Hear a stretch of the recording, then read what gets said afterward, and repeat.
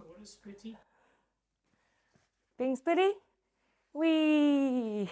Hi everyone! My name is Tremaine. I have a great love for pole dancing and yoga, and on this channel, I would like to share some of that love with you. I love the splits. I think it's such a beautiful pose and movement that exudes elegance and, something that's quite artistic, especially when done on the pole. But it wasn't the easiest thing to start learning, especially when you have zero flexibility. Well, I think you need to be more flexible. Years of weightlifting and CrossFitting actually made that even worse. If you're a bit like me, then you're going to love this video. Today, I'm going to show you 3 types of exercises that you can do to get splitty.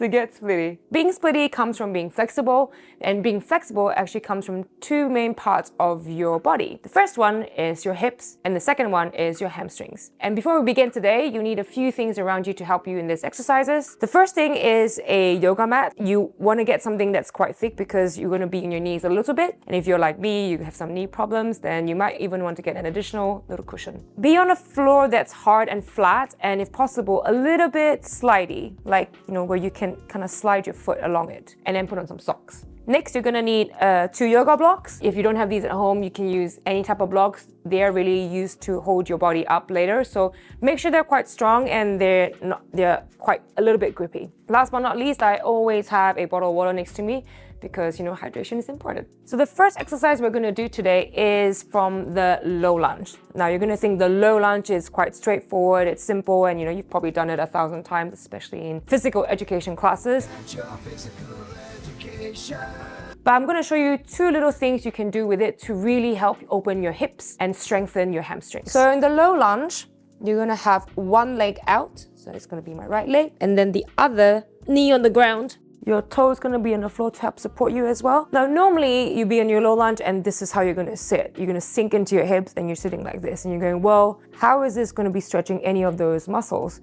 Hence, the trick is to actually tilt your hips forward so that your body aligns with your hips in one line and your leg is at a 90-degree angle, both legs. You should feel your left hip.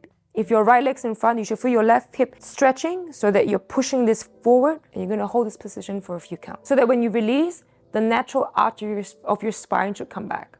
So you can see it here. So do that a few times and remember to hold the position. To help yourself even more, you could put both your hands on your knees to push your body backwards to maintain the body on top of your hips in one line. Now, if you're having trouble balancing, this is when your blocks can be really handy to help you keep your back straight and release. So the next part of this low lunge stretch is where you're gonna step your foot a bit further out, where you can see it's a little bit less of a 90-degree now on my back leg. Okay, and this is where you're gonna need your blocks as well. Now, what you're gonna do is actually lift your knee off the ground without moving the rest of your body. You're gonna try and keep that hip opener on your other side, where you crunch and have your whole body straight again, and then you're gonna lift your knee off the ground, okay? Now, you can't move the rest of your body, so it's gonna be challenging the first time you do it, but that's why you have your blocks with you and you're gonna have a mat. So, okay? Lift your knee up, 1, down, 2, down, 3, down, 4, and 5. Then you're gonna repeat it on the other side as well.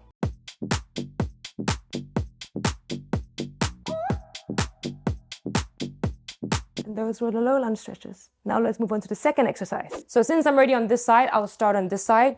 The second exercise is called the runner stretch. And a lot of people will be quite familiar with this. However, there's a common mistake that many people make, and I'm going to show you now. So with the runner stretch, your back knee is down, first foot forward. You're going to have a 90-degree on your back leg, and you're going to stretch this leg out front. You're going to flex your toes. Now, once you've done that already, you can start to feel a stretch at the back of your hamstring all the way down. Don't point your toes because you're engaging actually then the muscles at the top, which is not what we want to stretch.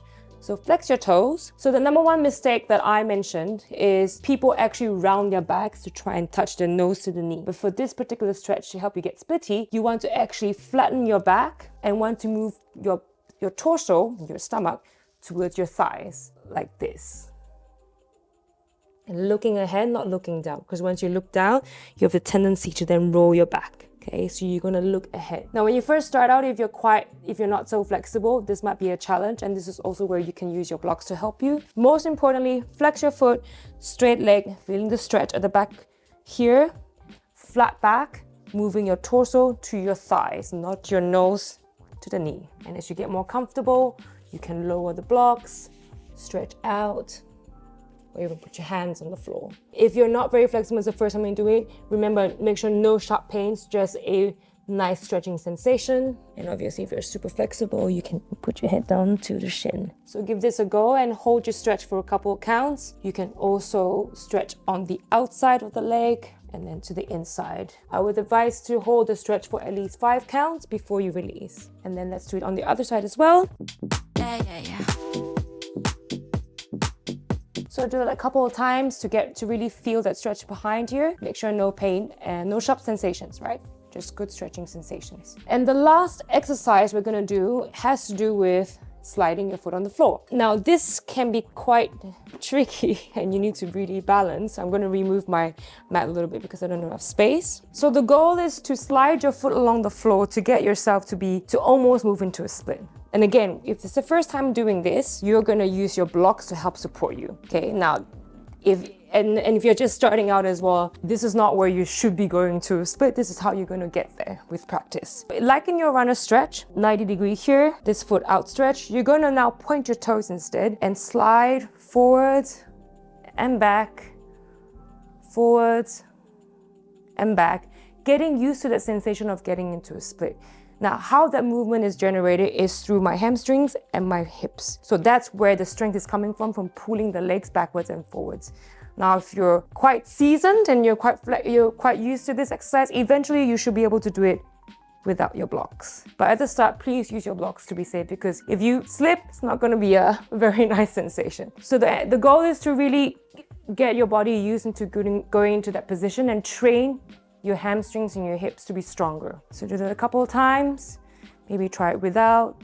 Now, if you can't go too far out, that's fine. And if you want to do it without the blocks, just a couple of centimeters in front, just to get used to the movement. It comes from your hips and your hamstrings, remember. And of course, you need to repeat that on the other side.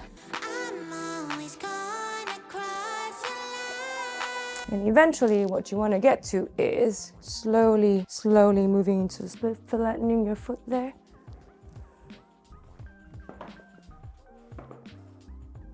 Now, if you're not yet splitty, you can use your blocks to help you. Remember to hold, and then you can hold these positions like at this height or at this height, just to really starting to strengthen those muscles that you need to get into your splits. And if you're there, body upright, look ahead, don't forget to breathe.